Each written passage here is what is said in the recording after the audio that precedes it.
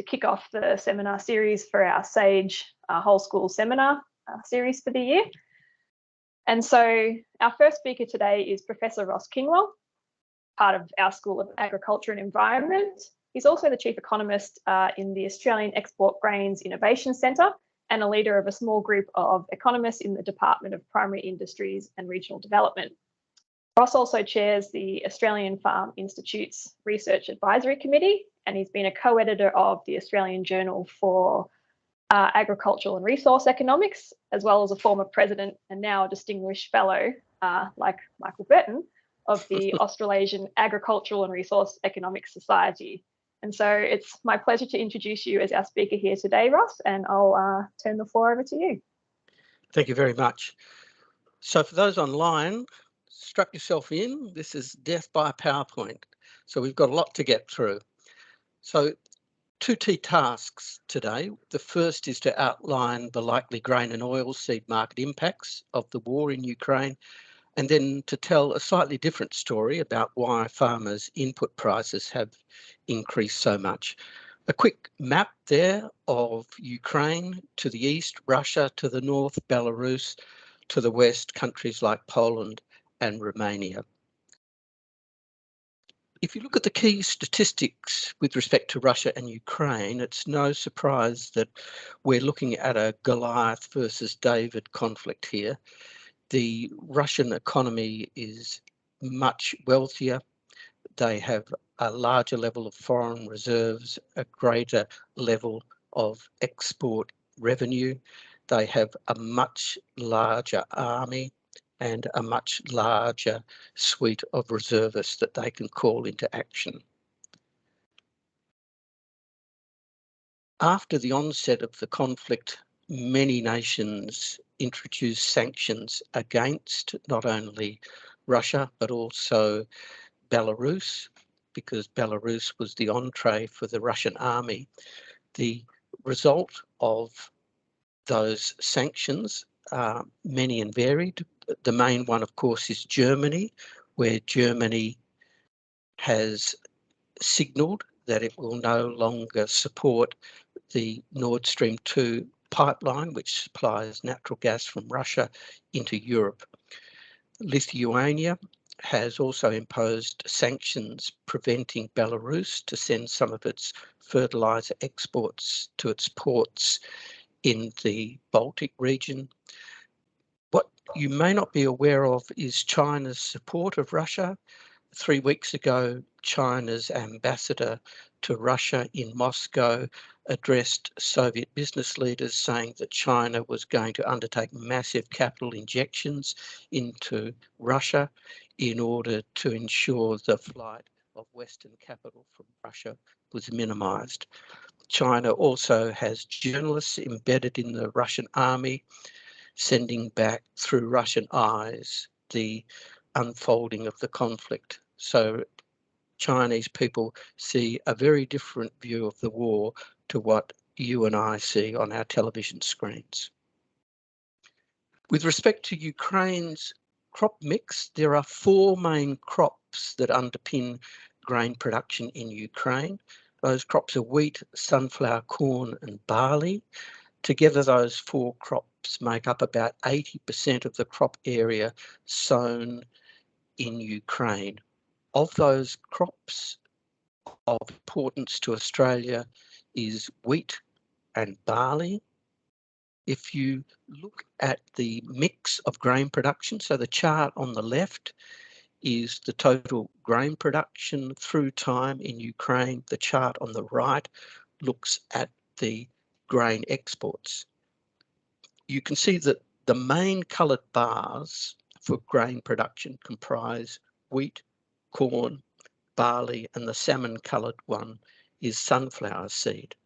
If you move to the right, you'll notice that there is no salmon coloured bar appearing in exports. That's because the sunflower seeds that are grown in Ukraine are subject to refining within Ukraine, and it's the sunflower oil rather than the seed that is exported. But nonetheless, the principal grain exports coming out of Ukraine are wheat, corn and barley.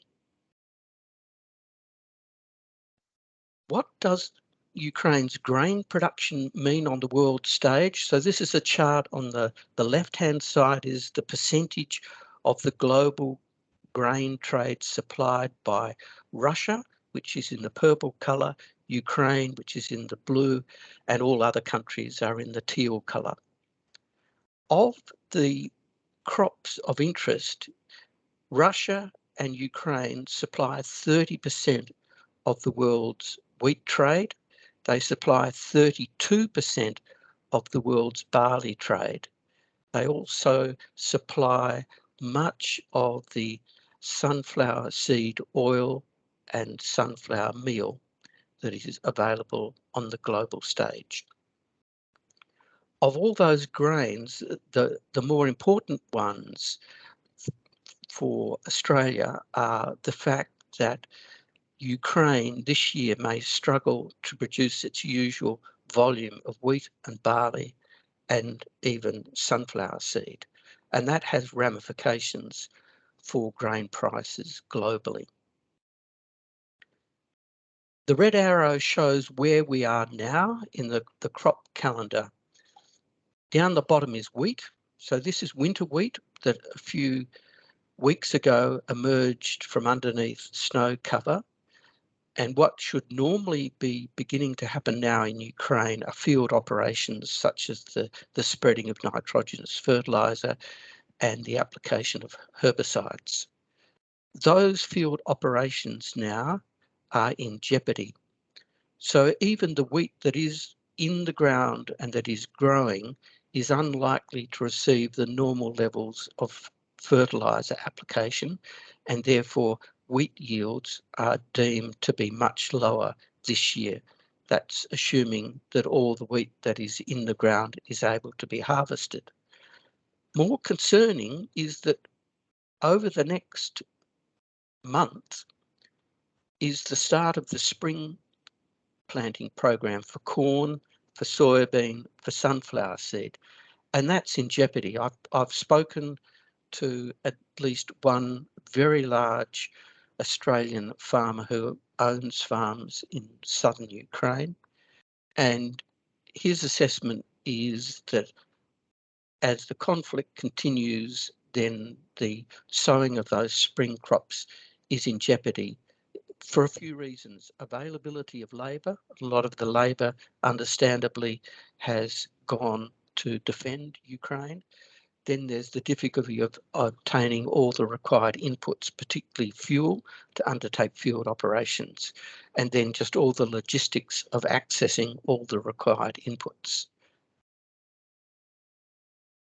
Where the Russian army has advanced is shown here. This is from a few days ago, and you'll notice the rose-coloured areas are principally on the border regions of Ukraine, in its north, in its east, and along the important southern coastline. The reason why the southern coastline is strategically very important with places like Mykolaiv and Mariupol is that they are the main ports, along with Odessa, from which grain is mostly exported out of Ukraine.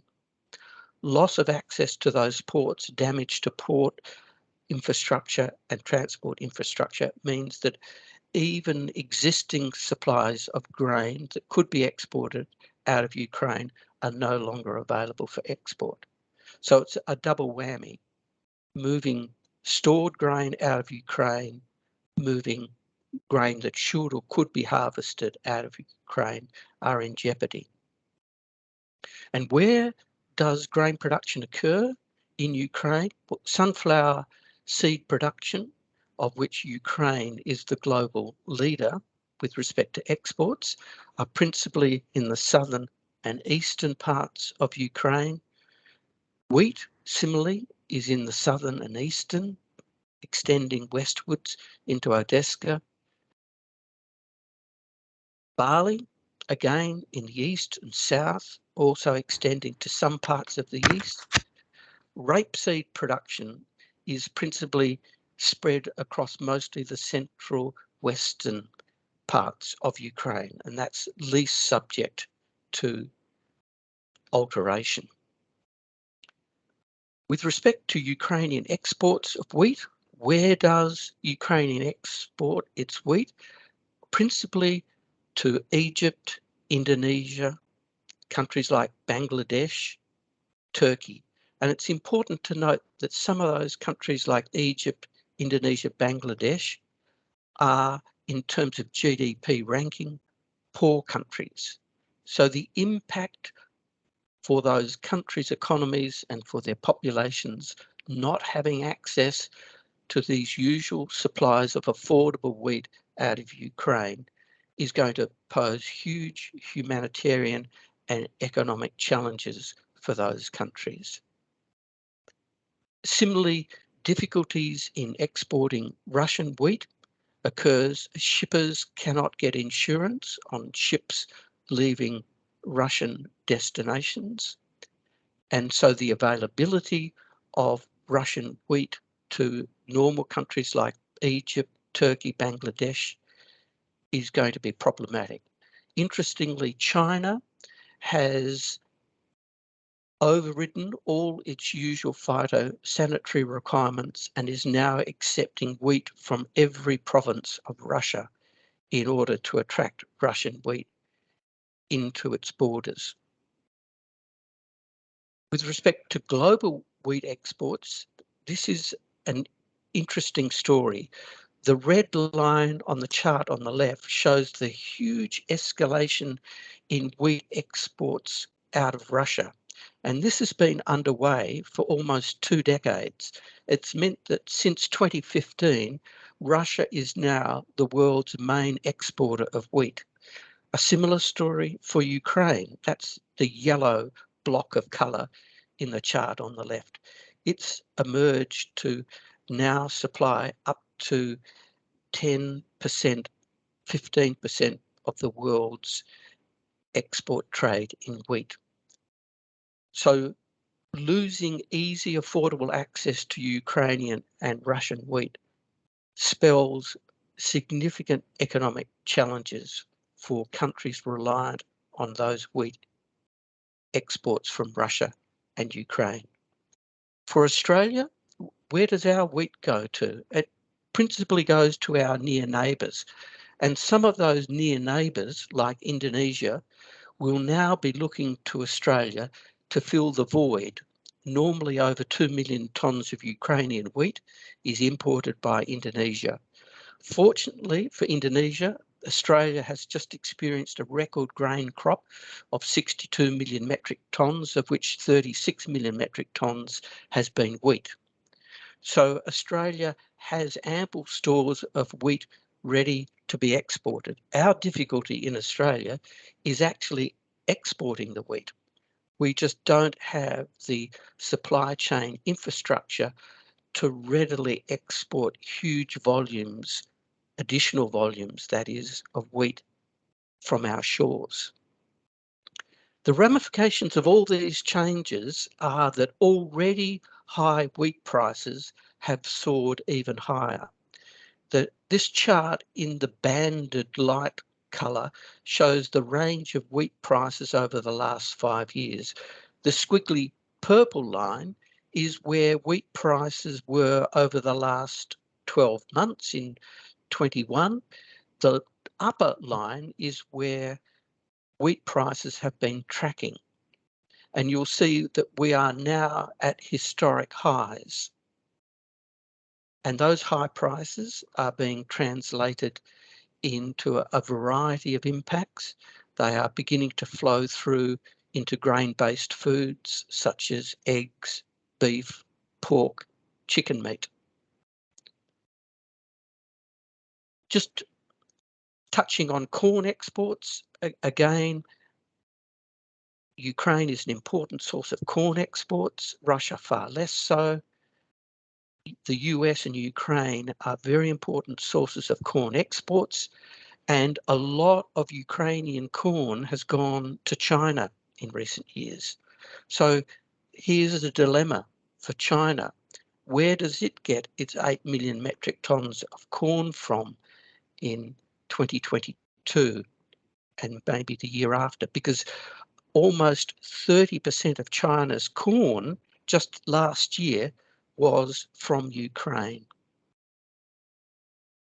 If they look to the US, then one of the challenges that is currently facing us globally, because remember, the US is the world's second largest exporter of wheat and an important exporter of corn and soybeans, and yet there are significant issues of unfolding drought in grain growing regions of the USA. So the ability of the US to pump large volumes of exportable surpluses of grain into the global economy this year may be challenged. So a few quick take homes. I think China is going to become a major investor in Russia, and those two countries are going to be increasingly mutually dependent. There's going to be significant disruption to grain production this year in Ukraine. There's going to be long-lasting costs of restoration in grain-related infrastructure in Ukraine, and there may be long-lasting easing of Western countries' grain investment in Ukraine if Russia succeeds in overthrowing Ukraine. The medium-term impact will be a sustained upward pressure on prices of key grains like wheat, corn, barley. Okay, moving on to key inputs. One of the key inputs farmers use is fertilisers. This is diammonium phosphate. This has been the range of prices of DAP fertiliser for much of the last 5 years, but during 2021, an upward trajectory emerged, and we're now looking at very high prices for DAP. Similar story for urea. You know, much of the last 5 years, urea prices ranged in a narrow band. We're now looking at a price spike for urea.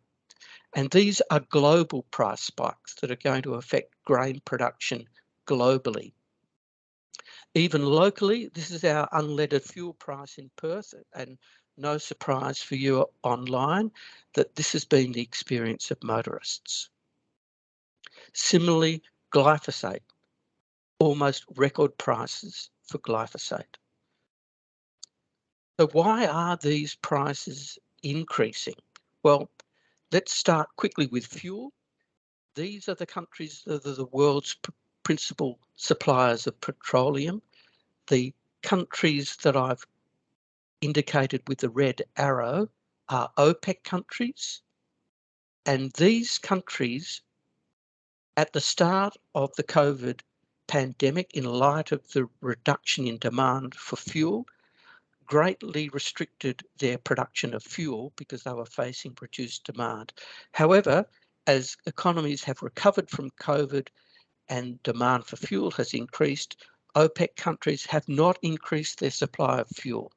So this chart shows the rundown in global petroleum inventories during 21 and the latter half of 2020.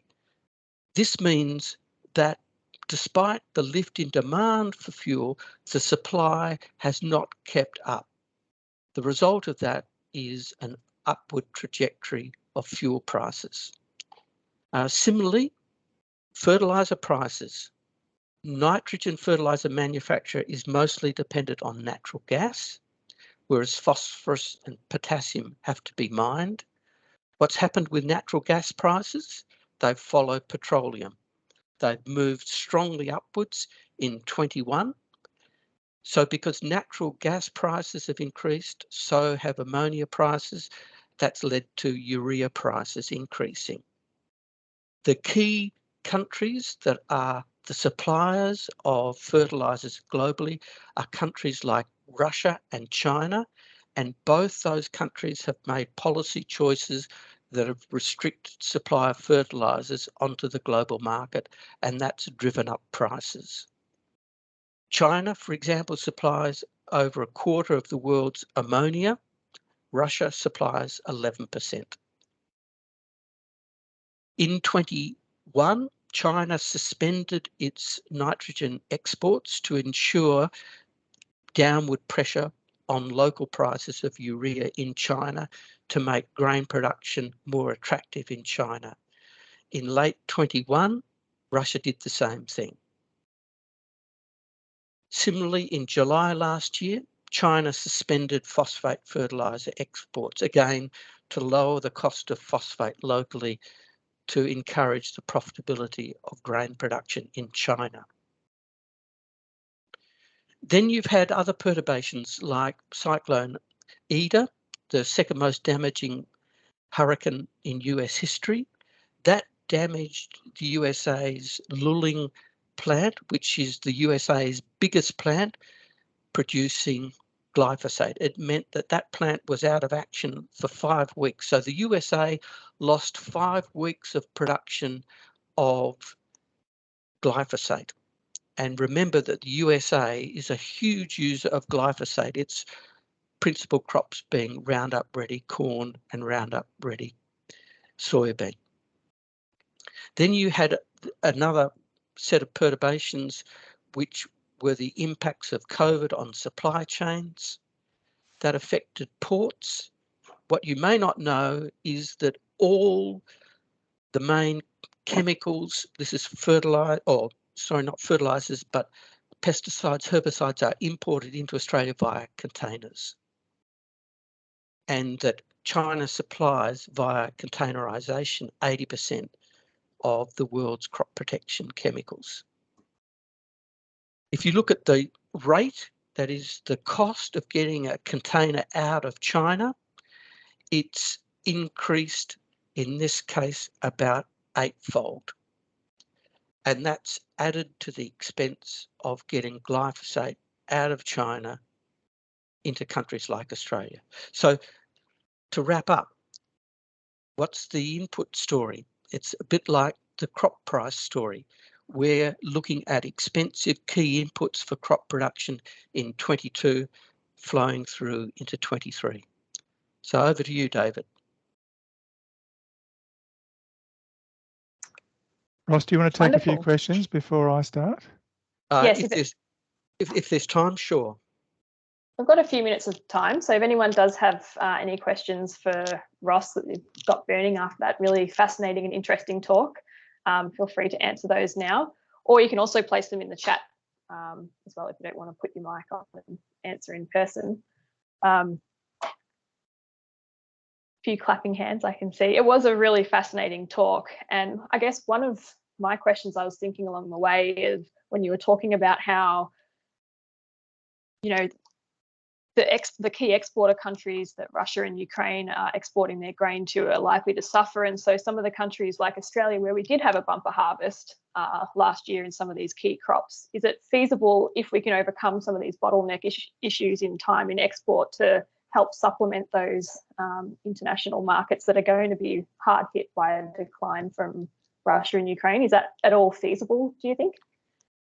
It's really difficult. You take our home state here in Western Australia, our grain logistics system is set up to handle a crop that is normally around about 15 to 18 million metric tonnes.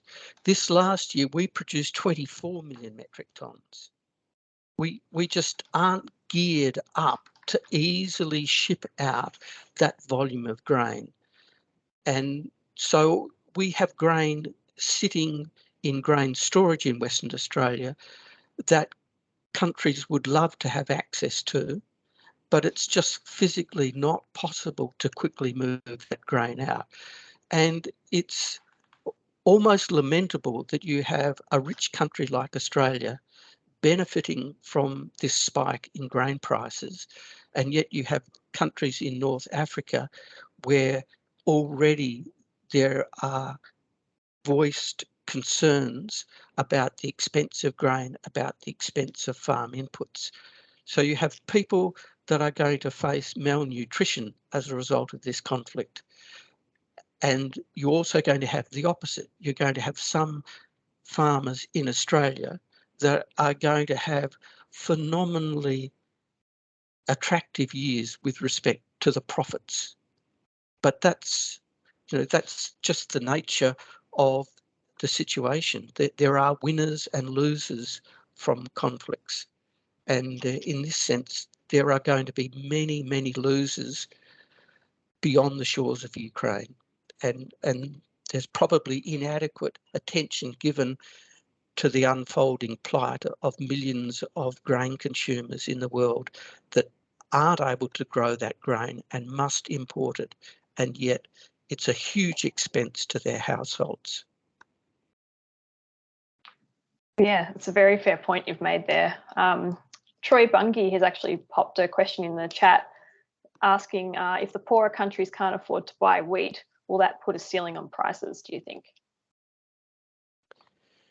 Yes, it will. It obviously it will, because you can't sell if you don't have willing buyers, and that's right. So people will reduce their consumption of wheat. The issue though is that we're talking about staples here.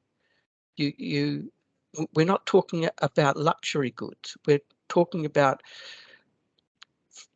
types of food that underpin calorific intake, and there aren't too many affordable, cheap remedies. Yes, mate, that's very true. A little bit scary, but hopefully the powers at the top can figure out ways to get around this for us, because I think you've very much laid out a very clear, pathway of how this could go really badly if it's not dealt with properly and swiftly. So, yeah, lots of food for thought, for want of a better term, there to consider. If no one else has any questions for Ross, I would like to thank him again for giving a seminar today, and he'll still be in the lobby to ask further questions if needed. In the interest of time, I think I'll also pass over now to David, because we have another excellent talk on the way. So Professor David Pannell is also here in the School of Agriculture and Environment in Agriculture and Resource Economics.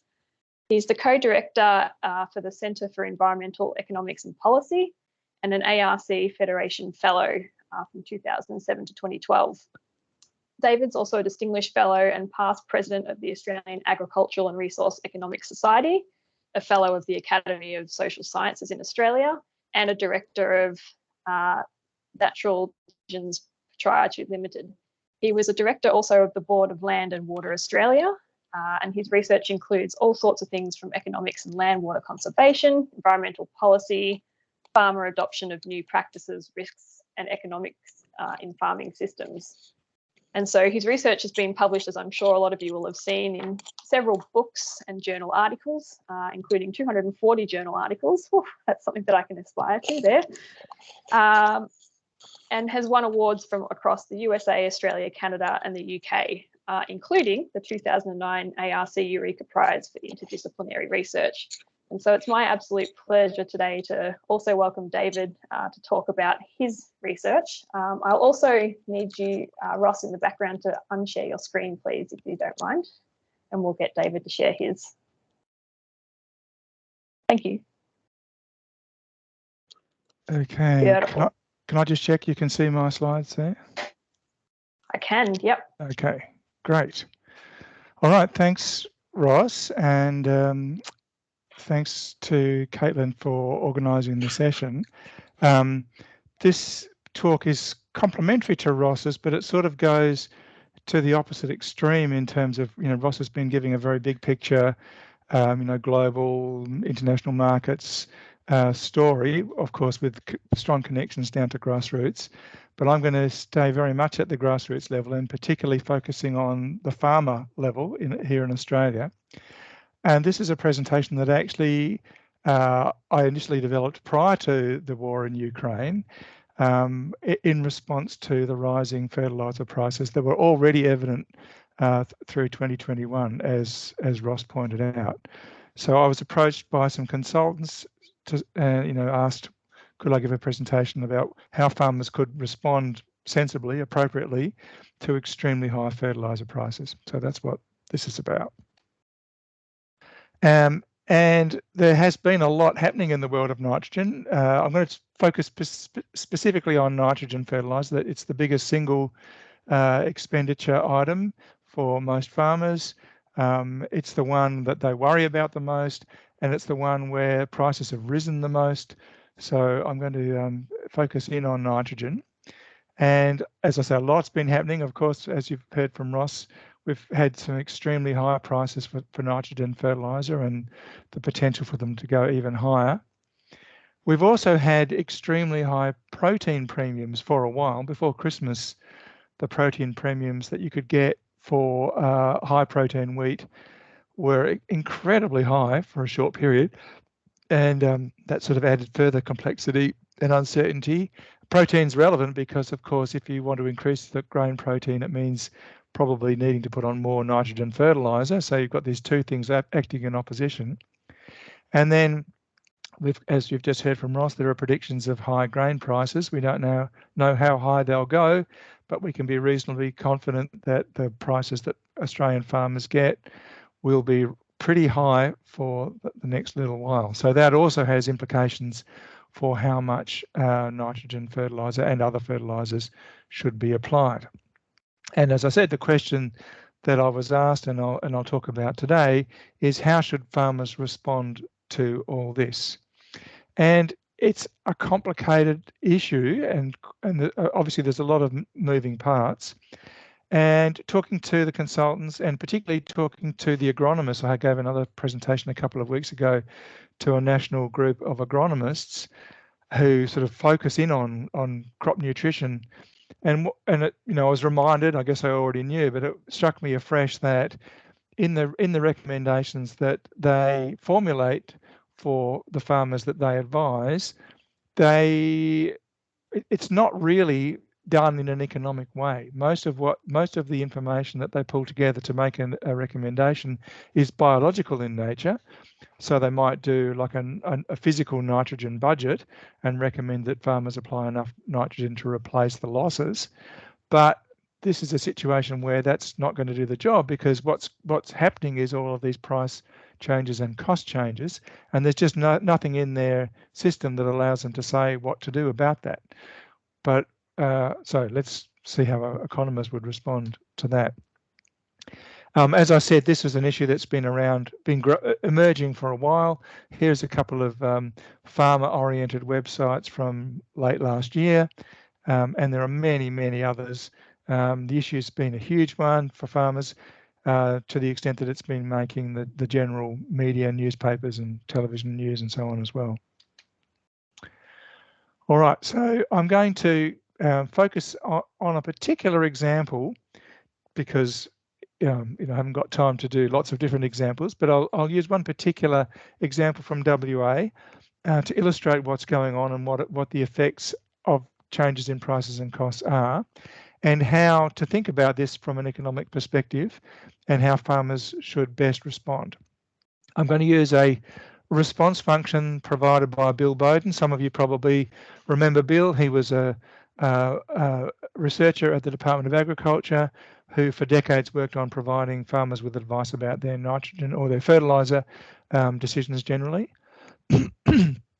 I'm going to assume initially that the price of wheat for farmers at the farm gate for ASW wheat, so for relatively low quality, average quality wheat, is about $300 a tonne. As Ross showed, it's already a bit above that probably. I'm going to keep things simple and assume that all nitrogen applications are lumped together. In the graphs that I show, I'll be combining different applications to the same crop into one amount. In reality, the larger farmers in WA are largely practicing controlled traffic, and that's allowing them to, at low cost, to split their nitrogen applications as a risk management tool. And if I have time, I'll talk about that a bit more later on. And I want to emphasise that the numbers I'll put on the screen are broadly indicative. They're not meant to be recommendations that people should run away and suggest that farmers should be doing. All right, so the first thing we need to identify what rate of nitrogen fertiliser would maximise a farmer's profit is a relationship between nitrogen fertiliser rate and yield. So that's what this graph shows. This is the graph that I mentioned that is drawn from the work of Bill Bowden. I think from memory, this is for a duplex soil in the central wheat belt. It's obviously for a year when the yield potential is about 2.5 tonnes. All right, so that's step one. Step two is to convert that production relationship into a revenue relationship.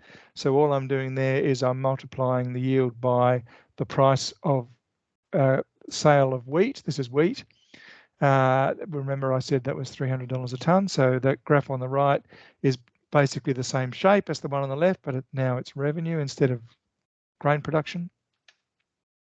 Then I've brought in costs.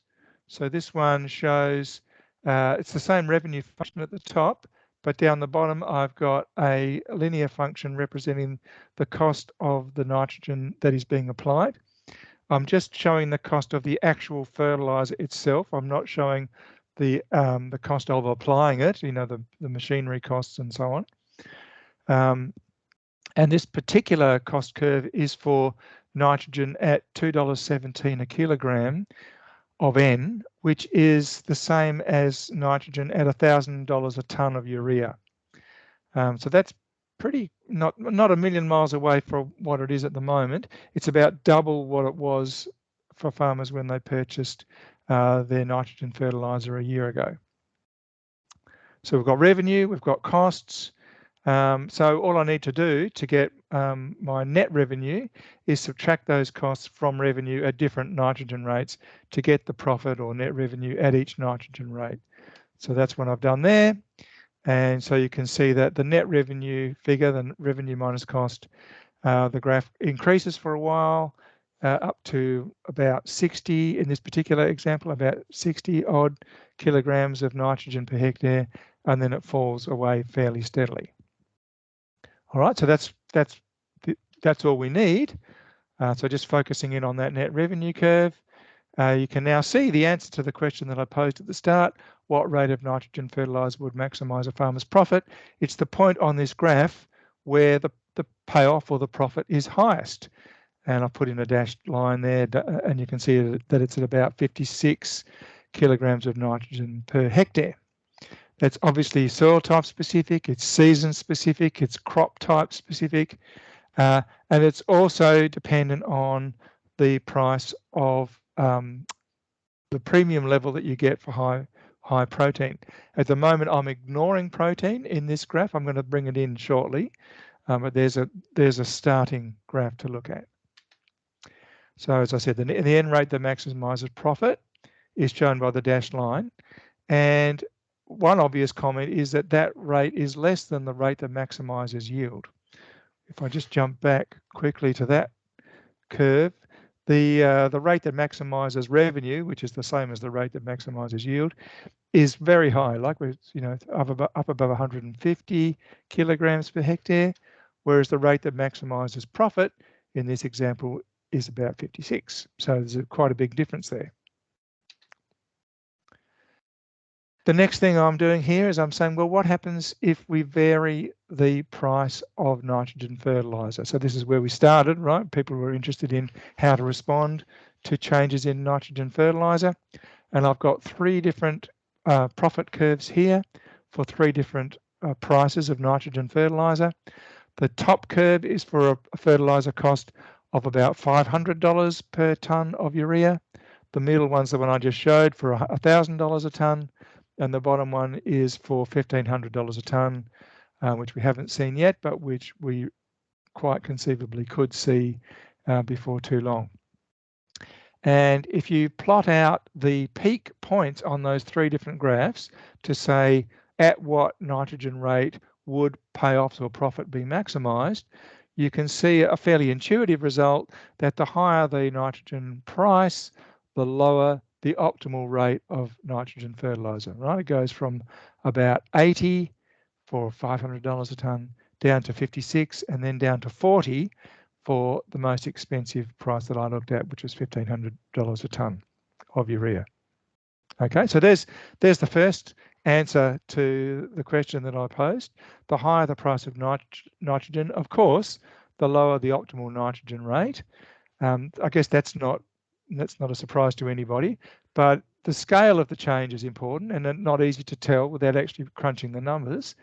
And in this case, for this example, the result is that a roughly tripling of the price leads to a roughly halving of the optimal nitrogen rate. Now, again, that's a specific example. It's not going to apply, it's not going to be exactly the same for every other example that you could look at. Now, there's something else about those graphs that I'd like to highlight that may or may not have jumped off the screen at you, and that is the fact that either side of the point where profit is maximised, the range of rates that gives a pretty good profit is really wide. So if I ask the question, what range of nitrogen application rates would give payoffs within 5% of the maximum payoff? 5% is just an arbitrary figure, but it's just to sort of illustrate this point. And you can see that it's quite wide. And if I put up the actual numbers, for the higher nitrogen price of $1,500 a tonne, that's the lower graph there, you can see that any nitrogen rate between 16 and 66 kilograms per hectare gives a pretty good profit, almost as good as the most you can make.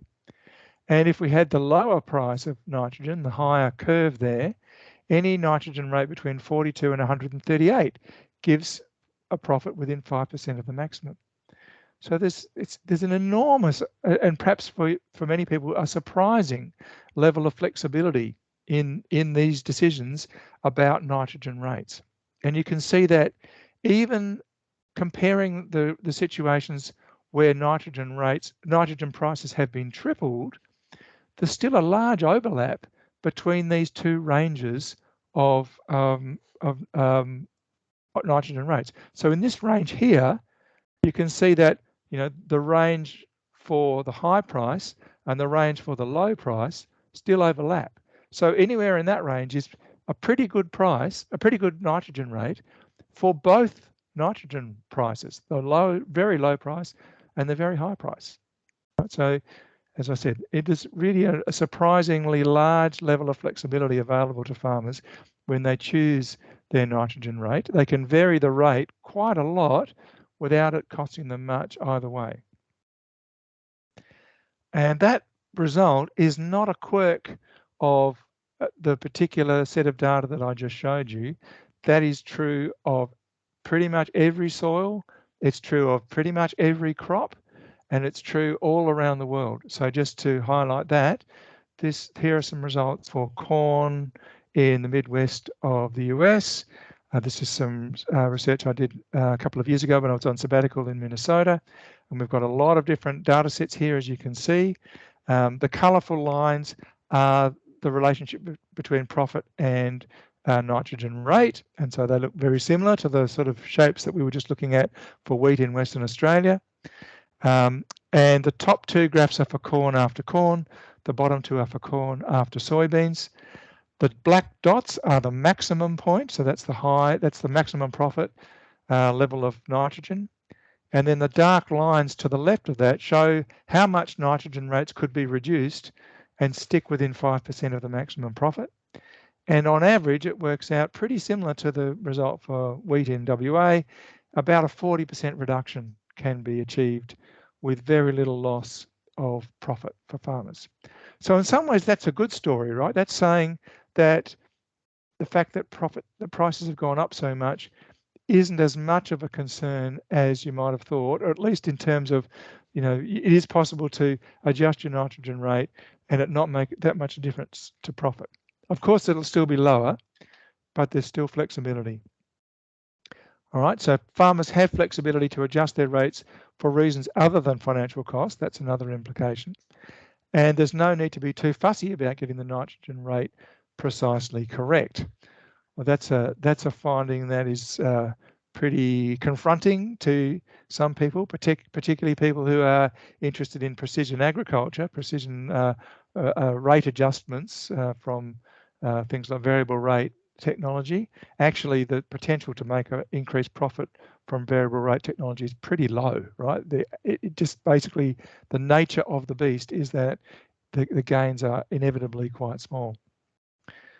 Okay, so that's a slight diversion to my original question, but I think it's an interesting facet of the whole nitrogen application rate story. Let's jump back now to look at protein. I promised I'd bring protein into the story, and just quickly give you a couple of results for the effect of considering protein premiums. So here's some results. This is gross margin, or net return, net revenue for wheat as a function of nitrogen rate. For a particular set of assumptions, there's various assumptions that I've given up the top there. I'm not going to go into them in great detail. Down the bottom, I've got a particular set of premiums that would be paid for protein in wheat. So those symbols there, ASW, APW2, APW1, and H2, are abbreviations that basically refer to different grain qualities. And to qualify for the higher grain quality levels, you generally need to have higher levels of protein. And as you get to those higher grain quality levels, you qualify for higher grain prices. And how much higher? Well, in this particular set of results, I'm assuming that the protein premium can be up to $30. Okay, so rather than getting $300, you would get $330 if you could qualify for the highest quality grain. For this particular set of assumptions, which is starting with wheat that's not particularly high protein to start with, then the difference that the protein premiums make is not that much. Okay, it's just, of course, it lifts the net revenue somewhat, but it doesn't have a big impact on the decision of what nitrogen rate to apply. Right, still about 56 or so in this example. If I looked at an example with a much higher wheat price, remember we talked about that as a possibility, and I've gone here to a wheat price that's far above the prices we've seen so far. I'm saying, well, what if it got up to 500? That, of course, lifts everything. Now we're at, back on the previous one where it was 300. The peak of this curve is at $500. In the next one where it's $500 a tonne at the farm gate, we're up to $900 or more per hectare. So that's a big step up. But in terms of what it means for the nitrogen rate, what it's really done is it's broadened out the part of the curve that is flat. So previously the flat part was sort of here, and now we've got this really an even wider range of nitrogen rates where it doesn't really matter what rate you apply. You would probably attend, as a farmer, you would tend to apply a bit more, but it doesn't actually matter even if you don't apply a bit more. The financial cost of not applying a bit more is not that much. All right. Last, I'm looking at the clock. I've got a few more minutes. Last thing I want to touch on is the role of risk in all of this. So farmers are not only concerned about risk in their they're not only concerned about profit in their farm management decisions, they also consider the riskiness of the different options that they face when they're trying to choose where to go. And research has shown quite clearly that different farmers vary in their attitudes to risk. There are a minority of farmers who actually like risk, they actively seek risk, but most are not like that. Most prefer to avoid risk to some degree, as long as it's not too costly to avoid risk. They're not really strongly risk averse, but they are partly risk averse. So if there's a trade-off to be made between profit and risk, they will make a trade-off. They will accept a slightly lower profit if that allows them to have a substantially lower risk option, right? So that's what the evidence shows. And so getting back to nitrogen then, the big question is, how does applying nitrogen affect the risks that farmers face? And in particular, is applying more nitrogen more risky or less risky? This is quite an interesting question because the research on farmers' attitudes to this particular question shows that a fair few of them have this view that more nitrogen is less risky. And that's something that's been found in a number of different countries. And that's quite interesting. And you can imagine that that's a difficult position to sort of find out what you think, because this is a complicated issue. You know, to judge the riskiness of a practice, you need quite a lot of data, and you probably need to observe what's going on over quite a long period of time. So it's hard to sort of get this right. And the interesting, my observation would be is that these farmers that have the belief that nitrogen tends to increase risk are wrong. Actually, the empirical evidence shows the opposite. This is some data again for the US Corn Belt, but the data for WA wheat and barley is exactly the same sort of shape, and it shows, well, what this graph shows is nitrogen rates on the horizontal axis, profit on the vertical axis, and it's a box and whisker diagram. So the 50th percentile range is the box, so those colourful boxes, and the sticks either side of that, the whiskers, are the 95th percentile range. And if you look at the widths or the heights of those boxes or the heights of the sticks as you go from left to right, you can see that in the left-hand graph, which is corn after corn, there's a range of nitrogen rates where actually applying more nitrogen is increasing the riskiness of production, right? The range is getting bigger. The height of those bars or of the sticks is getting wider. But once you get up to around the sorts of rates that are probably in the economically optimal range, sort of 140, 150 on, changing the nitrogen rate actually doesn't affect the risk one way or the other. And on the other graph, the right-hand graph, which is corn after soybean, in fact, the effect of nitrogen on risk is even less. The variability of those of profit at those different nitrogen rates basically doesn't change. And if anything, the probability of getting a relatively low yield increases slightly as you apply more nitrogen in that case of corn after soybean. So you can see that as you go to the right, the bottom edge of those boxes is actually falling slightly, right? So this is getting lower, a little bit lower. So that's saying that there's a slightly higher chance of getting a low yield. So that's an interesting observation and quite important for farmers to understand that cutting their rates is not a risky thing to do. It's actually a way, well, it either has no effect on their riskiness of their production, or maybe even in some situations, it might slightly reduce their risk. Okay, now changing the nitrogen rates is not the only possible response to high nitrogen prices. Other things that farmers could think about would be switching away from high nitrogen demanding crops, cereals and canola, switching into legumes or going into a pasture phase for a year or two while we get past these incredibly high prices. Whether that is the best strategy is a very case-specific question.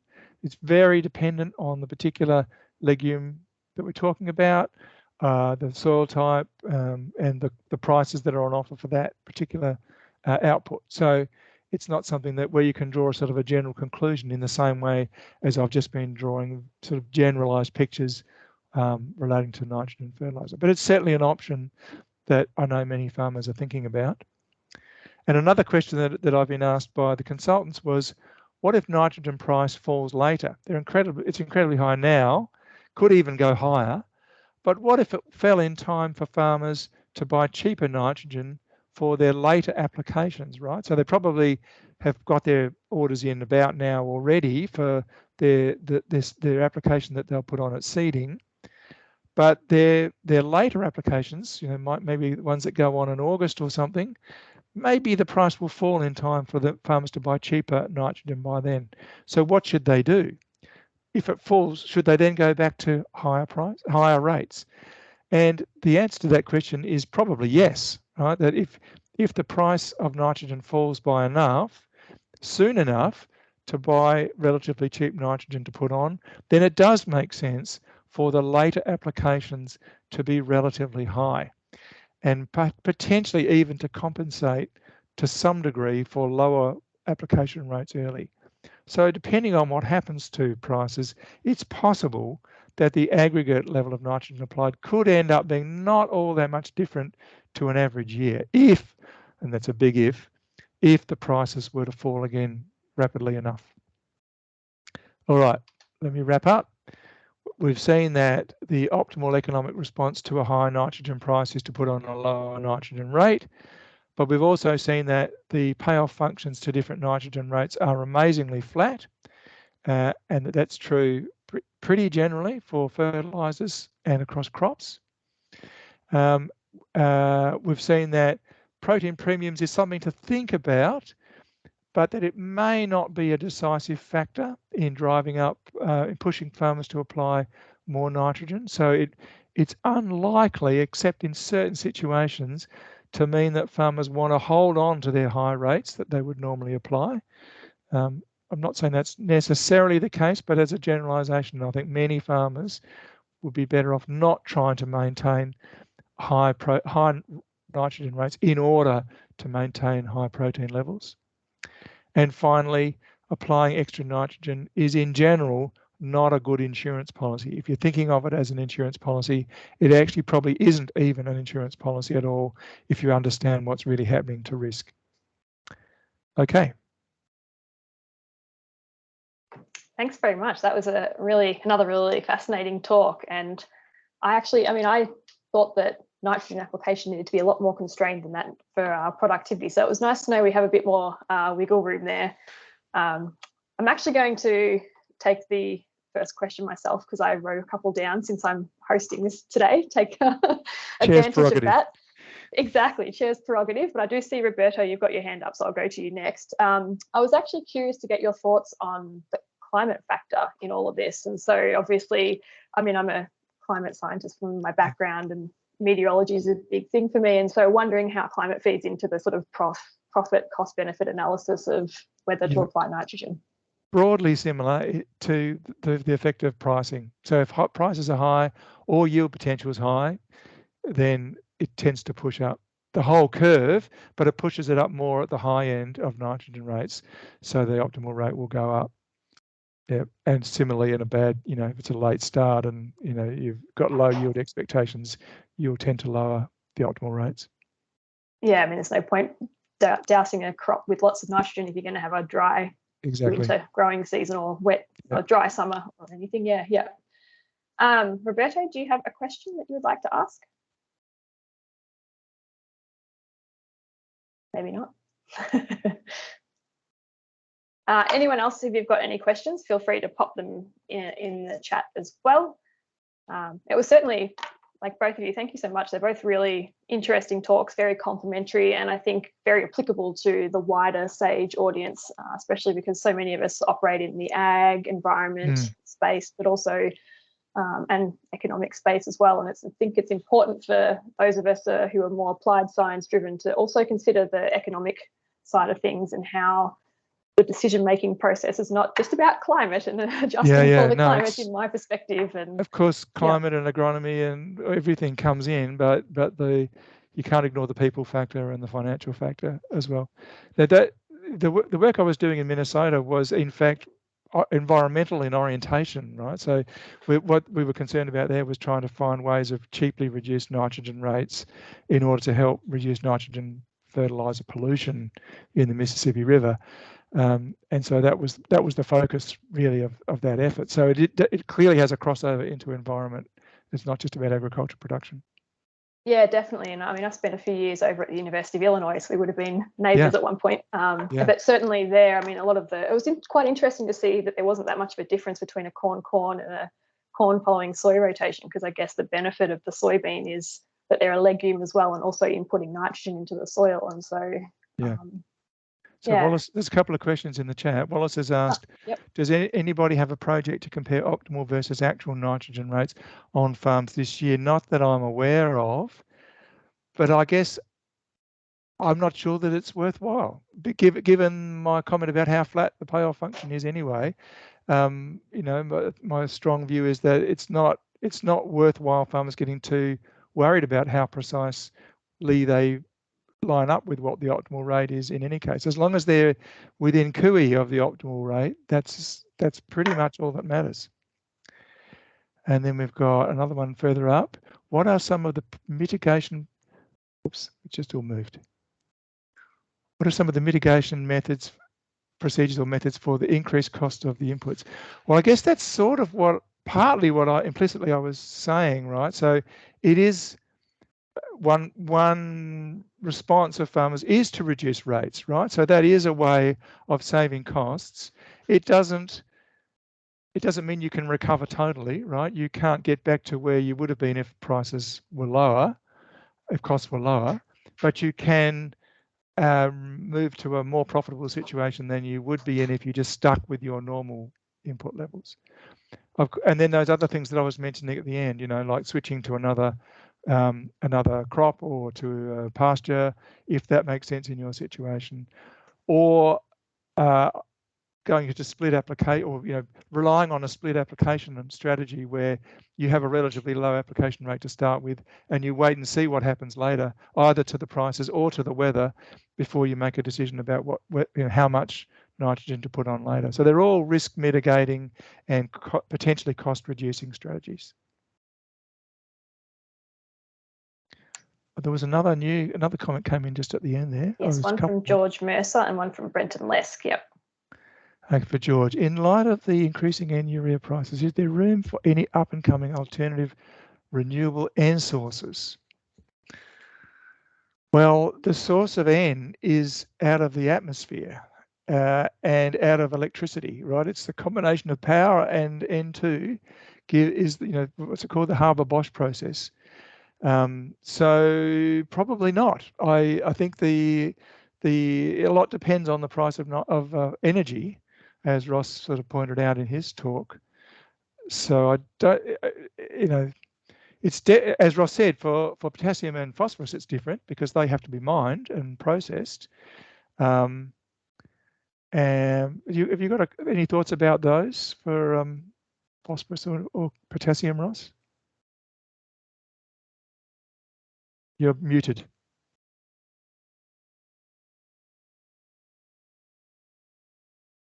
Right, sorry. So the story with potassium is that Belarus and Canada are principal sources of potassium, that's potash. So potash availability will be less of an issue just because of the role that Canada plays relative to Belarus. The potash story, therefore, is one we don't necessarily need to highlight. The phosphorus is less of an issue because it lasts in the soil for longer. That's true. I know some farmers are thinking about not applying any phosphorus this year if they've got a reasonable soil bank.